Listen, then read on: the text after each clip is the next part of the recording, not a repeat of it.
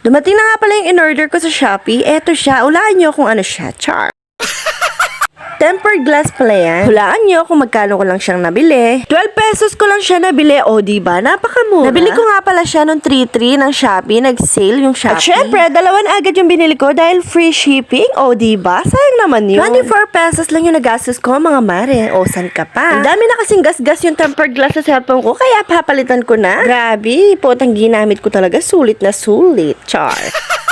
Napakabait pa ni seller. Nag-send muna siya ng picture bago i-ship. O, diba? San ka pa? Kaya kung ako sa'yo, palitan mo yung tempered glass mo. Ayan, ilalagay ko yung lid, mga mare. Safe na safe talaga yung parcel mo. Super balot na balot. Safe na safe talaga yung parcel mo dahil naka-bubble wrap. Kung nagtitinda lang ako, dadamihan ko na. Char. At ayan nga, tinignan ko kung fit na fit nga ba talaga siya sa cellphone ko. Yes, mare, tama at complete order. At wala din siyang gas-gas or dummy. Yes, mare, ako lang yung naglalagay sa cellphone ko. Sayang naman yung 100 pesos pag pinalagay ko sa iba. Sayang yung labor, char.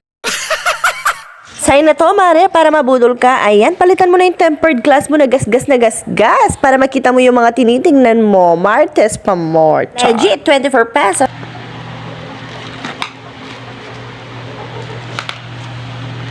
Okay. Ano gagawin mo? Bago. Ha? Bago. Papet? Bakit? Ay? Oh. Ay?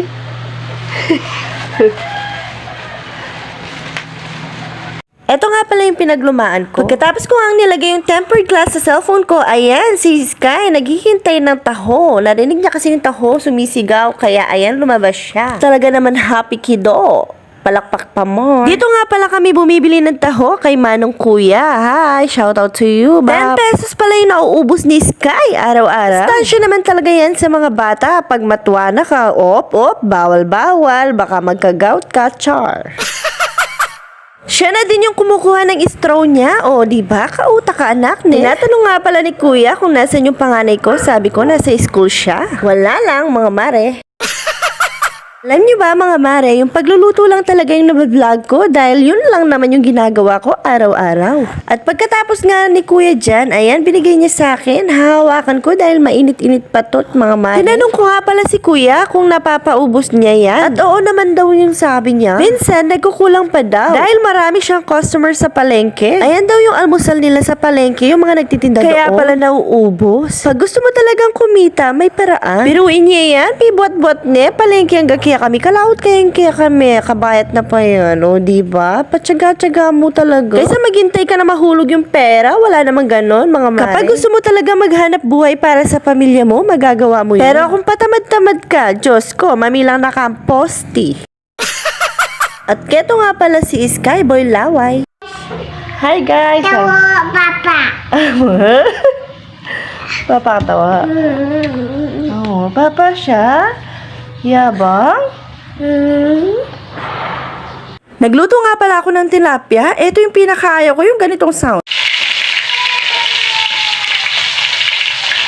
Tatakot kurugo po, tamitalsikan ko masira yung kutis. Wow. Lampas nga palang 1 kilo yan, so 127 ang binayad ko, 5 pieces na. Sana mo balo na ang unahan mo, kaya ayan, medulok yan Ang gulo-gulo kasi ni Sky, gusto niya dumede, tapos na nabalo na, burina Magluluto nga pala ako ng lagat, ang palaya. Para yung kakilala mong bitter, yung wala ka namang ginagawa, pero bitter na bitter sa'yo. Char. Burida, magluto ka nga palaya, ay ka numapahit, Diyos ko, kapasin pait na yung ugali mo char.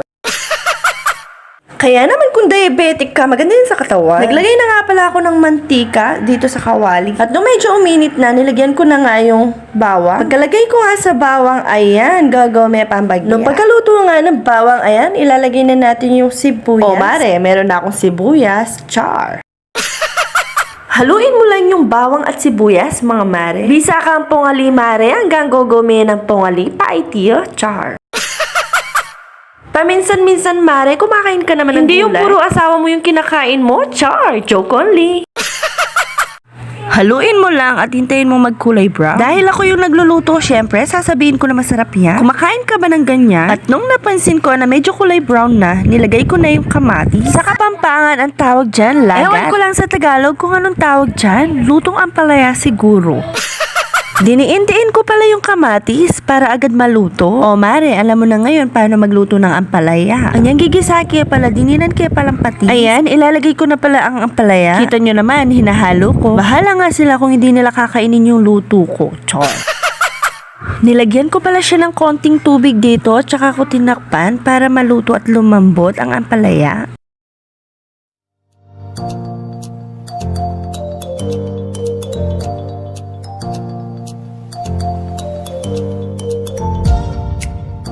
Naglagay nga din pala ako ng itlog dito. Kung gusto mong laging updated sa mga vlog ko, ilike mo na at i-follow mo na ang aking page. Salamat po sa mga nanonood ng aming mga video. 3.8k followers na po tayo, mga mare. Naluto na nga pala ang aking lagat. Lawin nyo na yaman itsura kanyaman, di ba?